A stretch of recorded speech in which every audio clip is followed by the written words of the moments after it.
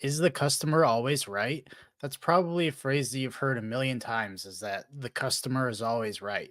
But it's simply not true, especially for small business owners. And I'm going to explain why in today's video. Hey everyone, Riley here with Small Business Unfiltered. If you're new to the channel, welcome. So happy to see you here. Go ahead and hit that subscribe button, turn on notifications so that you get notified every time I publish a new video, which is every Wednesday and every Sunday. If you're a returning viewer, thanks so much for stopping back in. Today's topic is one that really gets me going. You've heard it, the customer is always right. You're always trying to make the customer feel happy, be satisfied, whatever it may be. But as a small business owner, sometimes that can't be the case, right? You have to stand up for yourself. So I'm going to break down a couple different points explaining why, as a small business owner specifically, the phrase the customer is always right just can't be possible. You have to stand up for yourself, for your business. And at the end of the day, you know more about your business, your product, your service, whatever it may be, than the customer or client. So let's go ahead and get into it. The biggest thing for me when talking about the customer is always right and how that's not true is that at the end of the day, bottom line, you know your business, you know your product, you know your service, whatever it is that you offer, you know that better than the customer or client that you're serving. Whether you're selling something in store or offering services like social media management, like we do here at Harden Digital and Design, you know the ins and out of that more than the customer does. There's a reason they're coming to you, whether they're purchasing something or asking for your help to provide services to their business, whatever it may be, you know what's best for them, for you, for your business better than they do, and it's obvious because they're coming to you. So to think that the customer is always right or they know what's best for your business or they know what's best for what would benefit them if they're hiring you for your services is simply not true. To give you an example of this, we manage several social media platforms for various different clients. That's the bread and butter of what we do here at Harden Digital and Design. And this is something that we encounter a lot when working with new clients is that they think they know everything about social media. They know what we should be doing better than what we know we should be doing. Whether it's we send them the analytics report and say, well, how come we haven't gained X amount of followers, or how come we're not driving more people to the website, whatever it may be, they think they know what's happening or how to do better than we do a lot of times. This is no shade to any of our clients in specific. A lot of times this happens with the clients that we just hired on. It's month one. And frankly, a lot of those times, a lot of those clients kind of fizzle out over time. Our long term clients are great. They know that social media is a long game, especially when you're working with the organic side of things, which we do often. That's majority of our clients is the organic social media side of things, which means we're not running ads, we're not paying to drive people to the client's website, whatever it may be. It's really just the organic content that's going on their timeline shows up on your feed, whatever it may be. And when working with new clients or we're in some consultations trying to figure out, hey, would we be a good fit to work with you? We've had some potential clients or even new clients say, well, how come we're not doing this? How come we're not doing that? Or, hey, I saw this this viral TikTok saying you should be doing this as a small business owner, blah, blah, blah. And it relates to social media. Well, that doesn't work for everybody. And sorry to hurt your feelings, but you're not going to go viral on TikTok with one video, or just because it happened or worked for one person or business doesn't mean it's just automatically going to work for you, right? We deal with that all the time.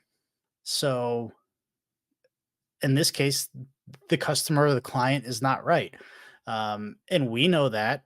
It's pretty obvious. We've been doing this for several years. I've been in the social media world for 10 plus years now, almost five on my own running my business, and several years before that doing it for a state government agency. So It's not like I'm just kind of making stuff up and don't know what I'm doing. I've been doing this for several years. You have not. That's why you came to us to hire us. So it's something like that's just one specific example that I deal with on a day to day, not a day to day basis, but a lot of times when working with clients.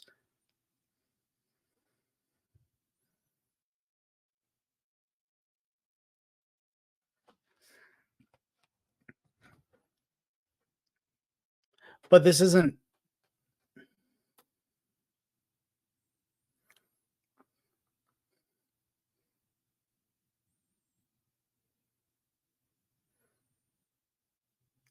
now, my case is very specific to our industry, the services that we provide. But just another example of this is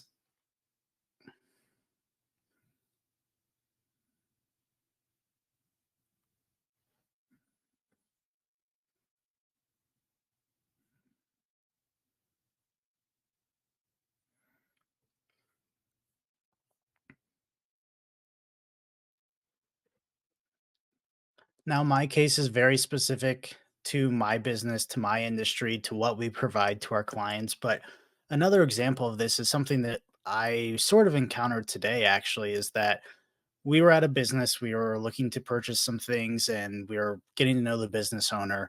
And I was with some family of mine, and the topic of credit card transaction fees came up. I'm a small business owner. The family members that I with my aunt and uncle are small business owners. Obviously, it was a small business in a local town, and they were talking about credit card transactions, and the small business owner was mentioning to another customer about, are you paying with cash versus card? And if so, if you're paying with card, you're going to be upcharged. That whole big topic of a lot of businesses switching to passing on those credit card fees to the customer, which that's a whole different debate in itself. And I can understand that the customer gets upset if they get upcharged because the credit card fee is being passed on to them. That makes sense. I don't necessarily like that either, but this didn't happen. I'll preface that this did not happen when we were in the store, but the if a customer gets upset and starts going crazy, yelling, "Why are you charging me more? Blah blah blah. Like I shouldn't be in charge of this." In that situation, that small business owner they have to stand up for themselves. The customer can't just come in and start demanding, "Well, I'm not paying. I don't have cash, but I'm not gonna pay this extra fee," whatever it may be. I can absolutely, in today's world, I can absolutely see a customer getting upset, throwing a tantrum, making a big scene, and blowing this small, it's usually between 2 and 3% upcharge. I can see somebody coming in and blowing this whole situation up. And as a small business owner, want to you might be pressured into, "Hey, do I take this fee off? What do I do here? This customer, they're really upset, and I don't want to make a big scene. I just want them to be happy because I want their business, right?" But at the end of the day, that individual person doesn't see the behind the business of why you're passing on those fees to them. And, this specific small business that we were at, I'm trying not to name names or mention where we are at. Not that it's bad, but I just don't want to get into specifics on the channel or anything like that. Um, they get charged several thousand, tens of thousands of dollars in credit card fees every single year. So they're trying to figure out a different solution so that they're not just throwing away money. And as a small business owner myself, I can completely understand that. At the end of the year, end of each quarter, when I'm looking at numbers, I hate seeing that transaction fee.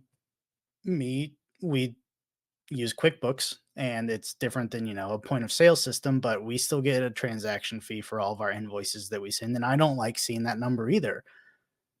But that individual customer who's throwing a tantrum, making a big scene in your store, they don't see the bigger picture of why you're doing this. They just see that, oh, instead of $10, now I'm paying 11 or $12 or 50 versus 55, right? So those are the kind of small scenarios that you just have to realize as a small business owner that, you know, they can throw a tantrum, they can get upset, they can cause a scene as much as they want.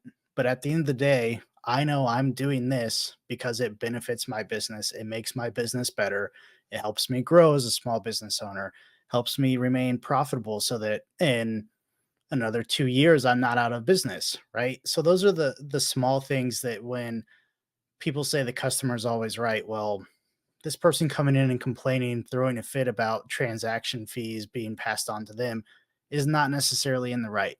Does it suck for them? Yes, but it doesn't mean that they're right and that they should get this extra fee taken off of their card or off of the overall price. And I was talking with my uncle after, just as like a side note, that getting into this debate of transaction fee passing it on to the customer or not. A good way to settle it is upcharging or not upcharging, but raising the cost of whatever you're selling. So this person was selling an item, and again, nothing bad. It's a liquor store. They there we went. They have a lot of nice rare bourbon, special bourbon, a bigger selection than most stores.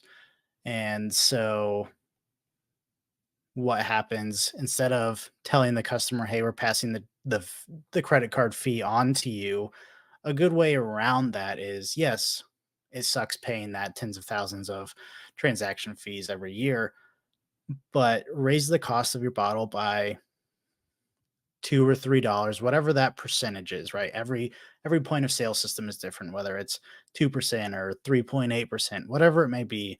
Raise the price of that bottle by that percent. At the end of the day, the customer is still paying the exact same thing, whether you pass that 3.8% on to them and it shows up on the receipt, or you just eat that fee, that 3.8%, but you've raised the price of the bottle by 3.8%. At the end of the day, the customer pays the same amount.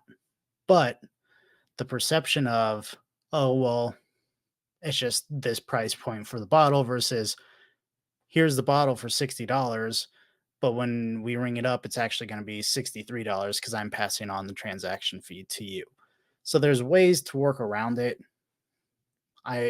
Again, I completely understand wanting to pass those fees on, but you don't necessarily have to tell the customers that you're raising or you're passing that fee on to them. Just couple dollars more on the price of the bottle covers that, and now you're all good. So that's just a side tangent because this is a very relevant topic to what I experienced today. So moving on, as a small business owner, you have to stand up for yourself. No matter how unhappy, no matter how unhinged a customer or client is, at the end of the day, you have to make sure you're taking care of yourself, you're taking care of your staff, because that's what really matters. Your business, your employees, that's what matters most. Trust me, it's a scary thing to do, and especially in the internet age where, somebody could easily just go on Facebook and tag you and leave a terrible review, or actually leave a review on your business page, or go onto Google or Yelp, whatever it may be. It's hard to stick up for yourself with that threat of this person going online, wherever, Google, Yelp, Facebook, and just completely tearing your business down. But you can't just let them come in and run all over you. I'll go back to a previous video of mine, which is linked above, where I talk about my biggest mistake and the whole contract issue and issuing a refund to a client of mine. Um, I talked about how I gave him a full refund, but I didn't just give him the work and let him have the work for free. I stood up for myself and said, "Hey, if we're going to issue you this refund, you're getting all of your money back. I'm taking your website down. I'm not just going to let you have this website that's 90% done where you just have to pretty much hit publish and it's live and now you have a website. I'm not going to let you have that and also give you your money back." So the customer, the client in that situation, he wasn't happy. That's a whole different story. Again, go click that video talking about my biggest mistake as a small business owner. He wasn't happy, but I stood up for myself still at the end. Giving him the refund is a way to kind of mitigate the situation as best as possible. He was not happy. That's a whole different story, but I stood up for myself. I wasn't just going to get my let myself get walked all over and do 90% of the work and give him his money back. That's just not right for me. I had to stand up for what I knew was right, what I knew was worth it for my business, for myself. And it's not just me, right? I have a business partner, my sister Kaylee, and I have another employee, Hannah. It's it's not just something that impacts me or impacts my ego. It's a business decision. So you have to stand up for yourself as a small business owner, and it's hard, but it's something that just takes practice. The first time you ever get a customer or client who's unhappy, it's going to suck. It's going to hurt a little, right? Inside, it's your business. You don't ever want people to be unhappy. You don't want things to go wrong, but it's bound to happen eventually. And you just got to know, hey, this is what I stand for. This is what the business stands for. And you got to stick to it.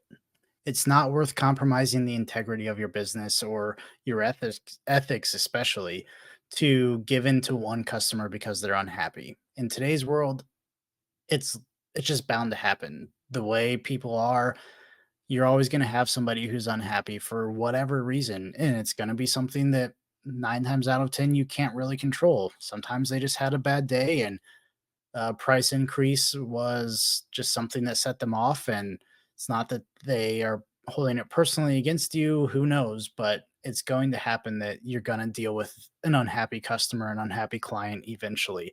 So being prepared, knowing that, hey, I'm going to stand up, I'm going to stick to my values as a person, as a business, whatever it may be. It's not worth compromising those things for this one person. Yes, they could leave a bad review.